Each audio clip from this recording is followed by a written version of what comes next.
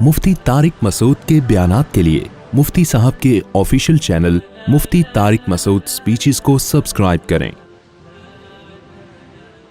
आपको पता है पीछे मुनाफिकीन का ज़्यादातर तस्करा चलता रहा है और फिर अल्लाह ने मुखलिस सहाबा का तस्करा किया था कि जो मुहाजिर हैं, अंसार हैं, जो पहले ईमान लेकर आए, सबसे अल्लाह राज़ी हुआ। अब चूंकि तबूक में बहुत सख्त जिहाद था तो अब अल्लाह ख़ास तौर पर मुजाहिदीन की फजीलत इस रुकू में बयान करते हैं और ये बयान करते हैं कि मुजाहिदीन की जो फजीलत है कि वो अल्लाह की राह में लड़ते हैं, तो ये फजीलत सिर्फ इस उम्मत के लिए नहीं है। तौरात में, इंजील में भी अल्लाह ने मुजाहिदीन से बड़े बड़े वादे किए हैं, तो इससे मुजाहिदीन की वैल्यू और बढ़ जाती है कि अल्लाह को अपनी राह में लड़ने वाले हमेशा से हर दौर में पसंद रहे हैं और हर दौर में अल्लाह की राह में लड़ने वाले लोग मौजूद रहे हैं और उनसे अल्लाह ने बड़े बड़े वादे किए हैं। और जो वादा अल्लाह ने तौरात में किया था वही इंजील में भी रिपीट किया। अब इन आयतों में वही वादा अल्लाह कुरान में भी उसी अंदाज से रिपीट कर रहा है। तो आम मोमिनीन के लिए तो अल्लाह ने जन्नत की खुशखबरी सुनाई है कि जो नमाज पढ़ते हैं जन्नत में जाएंगे और जो रोज़ा रखते हैं जन्नत में जाएंगे। सारी खुशखबरियां कुरान में। मुजाहिदीन से जो अल्लाह ने जन्नत का वादा किया उसका अंदाज बिल्कुल अलग है। उसका अंदाज क्या है? कुरान कह रहा है अल्लाह ने मोमिनीन की जान और माल को जन्नत के बदले में खरीद लिया है। यानी बड़ा ही एक खूबसूरत अंदाज है कि गोया अल्लाह मुजाहिदीन से कह रहे हैं कि मेरी तो तुमसे बार्गेनिंग हुई है।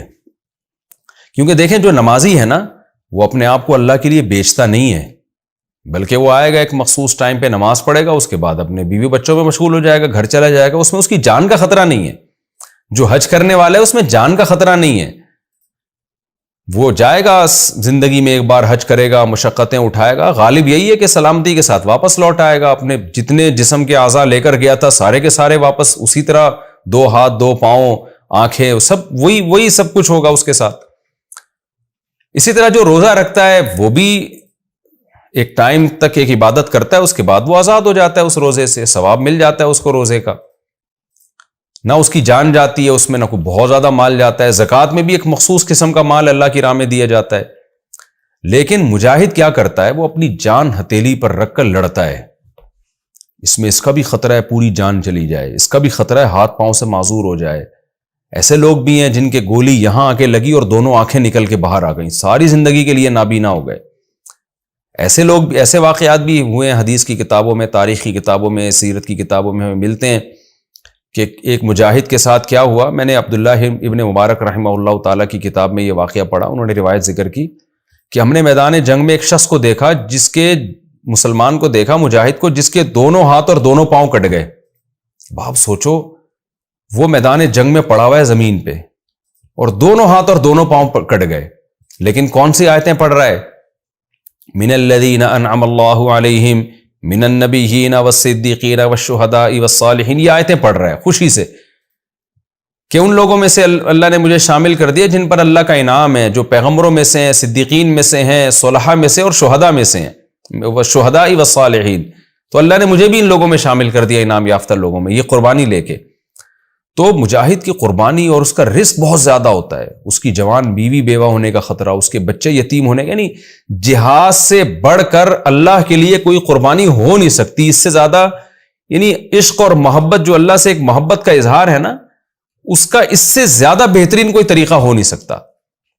लिहाजा अल्लाह कह रहे हैं कि हम मुजाहिद के लिए जब जन्नत की खुशखबरी सुनाएंगे तो हमारा अंदाज कुछ और होगा। वो अंदाज क्या? भाई आओ हमसे बार्गेनिंग करो, एग्रीमेंट करो, तुम्हारी जान हमारी और उसके बदले में जन्नत तुम्हारी। तो इसलिए ये एक अलग अंदाज है कि भाई अब तुम अपनी जान के मालिक थोड़ी हो, तुम तो हमें दे चुके अपनी जान। तो मुजाहिद की फजीलत है कि रोजेदार अपनी जान अल्लाह के हवाले नहीं करता, नमाजी नहीं करता, मुबल्लिग नहीं करता, लेकिन मुजाहिद अपनी जान अल्लाह के हवाले कर देता है। तो अल्लाह ने इस अंदाज से कुरान में इस आयतों को दोहराया और बताया कि हमने इसी अंदाज से तौरात और इंजील में भी वादा किया है। तो क्या कुरान को हम इस वादे से कैसे छोड़ सकते थे, खाली कर सकते थे? तो जिस अंदाज से तौरात में मूसा अलैहिस्सलाम की जबान से अल्लाह ने वादे को दोहराया मुजाहिदीन के लिए, इंजील में नाजिल की, और ईसा अलैहिस्सलाम ने इस वादे को दोहराया, तो हम कुरान का भी अब इन आयतों को हिस्सा बना रहे हैं और कुरान में भी इनकी तिलावत की जाएगी। वो क्या है? इन्नल्लाह अश्तरा, बेशक अल्लाह खरीद चुका है। यानी ये माजी में ये काम हो गया है कि अल्लाह ने मोमिनीन से अनफुसहुम व अमवालहुम, उनकी जानों और मालों को खरीद लिया है, بِأَنَّ اس طور پر کہ لَهُمُ الْجَنَّةُ اب ان کے لیے جنت ہے، وہ اپنی جان کے مالک نہیں، مال کے مالک نہیں، وہ ہماری ہو گئی اور اس کے بدلے میں ہم نے اپنی جنت ان کے حوالے کر دی۔ اب کیسے خریدا ہے اس کی ڈیٹیل اللہ بیان کر رہے ہیں کہ انہوں نے جو اپنی جان کو ہمارے لیے بیچ دیا تو کیا کریں؟ اپنے آپ کو رسیوں سے باندھ دیں؟ کیا کریں بھائی وہ؟ یا کوئی مخصوص قسم کی عبادت شروع کر دیں؟ نہ اب کرنا کیا ہے انہوں نے؟ یقاتلون فی سبیل اللہ، فرمایا اب یہ لوگ چونکہ اپنی جان کو بیچ چکے ہیں لہذا یہ اللہ کی راہ میں قتال کرتے ہیں، لڑتے ہیں۔ فیقتلون، اللہ کے دشمنوں کو میدان میں قتل کرتے بھی ہیں، ویقتلون اور قتل کیے بھی جاتے ہیں۔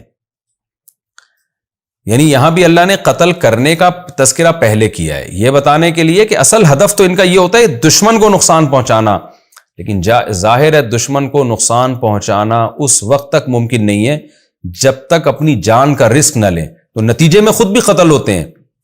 یعنی یہ ان کی عادت ہے کہ قتل کرنا اور قتل ہونا، ضروری نہیں کہ سارے قتل ہو جائیں تو ممکن نہیں ہے اور اس سے تو اسلامی ختم ہو جائے گا، ایک عادت بیان کی جا رہی ہے کہ جذبہ ان کا یہ ہوتا ہے کہ ہم نے دشمن کو قتل کرنا ہے اور اس کے لیے اپنی جان کو اپنی جان کا رسک ہم نے لینا ہے۔ وعدن علیہ حقاً، یہ اللہ پر وعدہ ہے۔ دیکھیں اعلیٰ ضرر کے لیے آتا ہے، گویا اللہ نے اپنے اوپر ایک واجب کر لی، ایک چیز اپنے اوپر ایک ذمہ داری ڈال لی ہے۔ وعدن علیہ، یہ وعدہ اللہ کے اوپر آ گیا ہے، حقاً، اور سچا وعدہ ہے، بالکل پکا وعدہ ہے، اور یہ فی التوراتی، تورات میں بھی ہے، والانجیلی، انجیل میں بھی ہے، والقرآن، اور قرآن میں بھی ہے، جیسے کہ تم پڑھ رہے ہو۔ ومن اوفا بعہدہ، اب اللہ مجاہدی کو خوشخبری دیتے ہیں کہ جو مجاہد اپنے اس عہد جو اس نے اللہ سے کیا ہے اس کو پورا کرے گا۔ یہ ہر مجاہد کا اللہ سے عہد ہوتا ہے، چاہے وہ زبان سے نہ بھی کرے۔ جب کوئی شخص اپنے آپ کو جہاد کے لیے پیش کر دے، بارڈر پہ لڑائی ہو رہی ہے اور اس کی تشکیل ہو جائے، تو اس کا مطلب اس نے آٹومیٹیکلی اپنے آپ کو پیش کر دیا۔ تو یہ مطلب نہیں کہ لازمی اللہ سے کوئی زبان سے وعدہ کرے، یعنی جب اس نے اپنے آپ کو پیش کر دیا تو اب وہ بھرپور طریقے سے جب لڑے گا تو اس کا مطلب اللہ سے کیا ہوا عہد اس نے پورا کر لیا۔ تو اللہ فرماتے ہیں ومن اوفا بعہدہ من اللہ، اللہ سے جو کیا ہوا عہد ہے جو اس کو پورا کرے گا، یعنی جو مجاہد میدان جنگ میں لڑے گا بہادری سے، پیٹھ نہیں دکھائے گا، اور جب بھی لڑائی کا موقع ہو امیر کا حکم ہو جانے کا پیچھے نہیں بھاگے گا، سستی اور کاہلی کا مظاہرہ نہیں کرے گا، تو اللہ فرماتے ہیں فاستبشروا، اے مجاہدو تمہیں خوشخبری ہو۔ دیکھیں اللہ پہلے غائب کے صیغے سے ذکر کر رہا ہے، تھرڈ پرسن سنگولر کہتے ہیں نا، ہی شی دے وغیرہ۔ جو شخص اللہ سے کیے ہوا معاہدے کو پورا کرے گا تو ہونا یہ چاہیے تھا کہ اللہ یوں کہے گا اس کو چاہیے کہ خوشخبری قبول کرے، نہ نہ نہ، اللہ نے پہلے اس کا غائب کا تذکرہ کیا، پھر ڈائریکٹ اللہ اس کو مخاطب کر کے کہہ رہے تمہیں میری طرف سے خوشخبری قبول ہو۔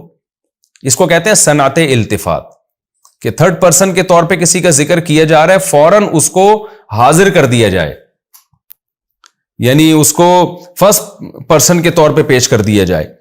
تو یہ بھی ایک بلاغت ہے، گویا اللہ کہتے ہیں یہ غائب کی بات چھوڑو، اللہ اس کو گویا سامنے لا کے کہہ رہے ہیں کہ میں تمہیں خوشخبری دیتا ہوں۔ تو اللہ کیا کہتے ہیں ومن اوفا بعہدہ من اللہ، جو اللہ سے کیے ہوئے اس عہد کو پورا کرے گا، فاستبشروا، تو ایسے لوگوں کو میں سامنے لا کے کہتا ہوں فاستبشروا ببیعکم الذی بایعتم بہ، بایع یبایع مبایعۃ کا معنی وہی معاہدہ کرنا نا، تو جو جس چیز کے ذریعے تم نے معاہدہ کیا ہے وہ چیز کیا، اپنی جان اور مال کو تم دو گے جنت کے بدلے میں، تو اس چیز کے ذریعے جو تم نے معاہدہ کیا ہے اس ایگریمنٹ پہ میری طرف سے خوشخبری قبول کرو، یعنی جنت کی خوشخبری قبول کرو، پکی ڈھکی اللہ نے تمہارے لیے جنت رکھی ہے۔ وذالک هو الفوز العظیم، اور یہ بہت بڑی کامیابی ہے۔ ظاہر ہے جنت سے بڑی کیا کامیابی ہو سکتی ہے۔ پھر آگے اللہ ان مجاہدین کی صفات بیان کرتے ہیں کہ یہ مجاہدین اللہ کی راہ میں لڑتے ہیں، لیکن ان میں اور بھی بہت ساری صفات ہیں جن صفات نے ان کو اس قابل بنایا کہ اللہ کی راہ میں لڑیں۔ وہ صفات کیا ہیں؟ التائبون، یہ توبہ کرتے ہیں، ان سے اگر کبھی کوئی گناہ ہو جائے تو فوراً توبہ کرتے ہیں۔ العابدون، عبادت کرتے ہیں، نماز روزے کے پابند اور جو بھی اسلام میں عبادتیں ہیں۔ الحامدون، اللہ کی حمد و ثنا کرتے ہیں، اللہ کا ذکر کثرت سے کرتے ہیں، اللہ کی تعریف کرتے ہیں۔ السائحون، روزے رکھتے ہیں۔ الراکعون، الساجدون، رکوع اور سجدہ کرتے ہیں یعنی نماز پڑھتے ہیں۔ الآمرون بالمعروف، نیکی کا حکم دیتے ہیں، کیونکہ یہ جہاد کر رہے ہیں دنیا سے برائی مٹانے کے لیے، تو ان میں جذبہ ہے، لہذا جہاں بھی نیکی کا موقع ملتا ہے تو نیکی کا حکم کرتے ہیں۔ والناہون عن المنکر، اور برائی سے روکتے ہیں، کیونکہ اللہ کی راہ میں لڑ اس لیے رہے تاکہ دنیا سے شر کا خاتمہ ہو اور خیر غالب ہو۔ تو اس کے علاوہ بھی جہاں ان کو خیر پھیلانے کا موقع ملتا ہے پھیلاتے ہیں، اور شر سے روکنے کا موقع ملتا ہے روکتے ہیں۔ والحافظون لحدود اللہ، اور اللہ کی حدود کی حفاظت کرتے ہیں، یعنی اللہ کی جو ایک باؤنڈری ہے شریعت کی، اس شرعی حدود کے اندر رہتے ہیں یہ۔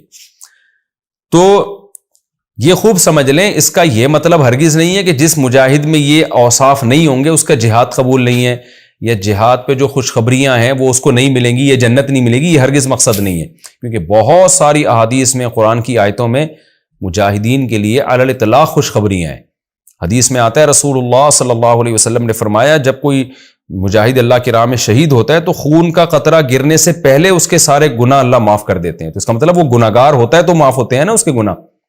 تو اس لیے علماء کا اجماع اس آیت کی تفسیر میں مفسرین نے بھی لکھا ہے کہ مجاہد اگر گناہگار بھی ہوتا ہے تو جہاد سے اس کے گناہ بھی معاف ہوتے ہیں، اور وہ پورا اجر اس کو جہاد کا ملتا ہے جو اللہ نے مجاہدین کے لیے لکھا ہے۔ تو پھر سوال پیدا ہوتا ہے اللہ پھر مجاہدین کی اوصاف کیوں بیان کر رہا ہے؟ تو اس کا وہی جواب ہے جو تفسیر کے لیکچر کے شروع میں بتا چکا ہوں، جو مختلف لیکچر میں دیتا رہا ہوں نا تفسیر کے، اس کے شروع میں قرآن کا مزاج بتاتا ہوں کہ قرآن کا مزاج یہ ہے کہ جب قرآن اچھے لوگوں کا تذکرہ کرتا ہے تو اچھے لوگوں میں جو سب سے اچھے ہوتے ہیں ان کا تذکرہ کرتا ہے، یہ عادت ہے قرآن کی۔ تو جب اللہ مجاہدین کا تذکرہ کر رہا ہے تو اعلیٰ کوالٹی کے مجاہدین کا تذکرہ کر رہا ہے، یہ بتانے کے لیے کہ اصل تو مجاہدین کے اوصاف یہ ہوتے ہیں کہ وہ تو توبہ بھی کرتے ہیں، نماز روزے کے پابند بھی ہوتے ہیں، روزے بھی رکھتے ہیں، اور گناہوں سے روکتے بھی ہیں۔ تو یہ قرآن کی عادت ہے۔ جنتیوں کا جب تذکرہ کرے گا تو وہ جنت میں جو سب سے اعلیٰ درجے کے لوگ ہیں ان کا تذکرہ کرے گا۔ اس کا مطلب یہ نہیں ہوتا کہ اس سے کم درجے کے لوگوں کا عمل قبول نہیں ہے، یہ ہرگز قرآن کا مقصد نہیں ہوتا، اور یہ بات وہ لوگ سمجھتے ہیں جو قرآن کے مزاج سے واقف ہیں۔ تو اس سے بہرحال یہ بات ثابت ہوتی ہے کہ مجاہد کو جو اللہ کے راہ میں لڑتے ہیں ان کو اپنے اندر یہ صفات پیدا کرنی چاہیے، اس سے ان کو اللہ کے راہ میں لڑنے کے لیے اور موٹیویشن ملے گی۔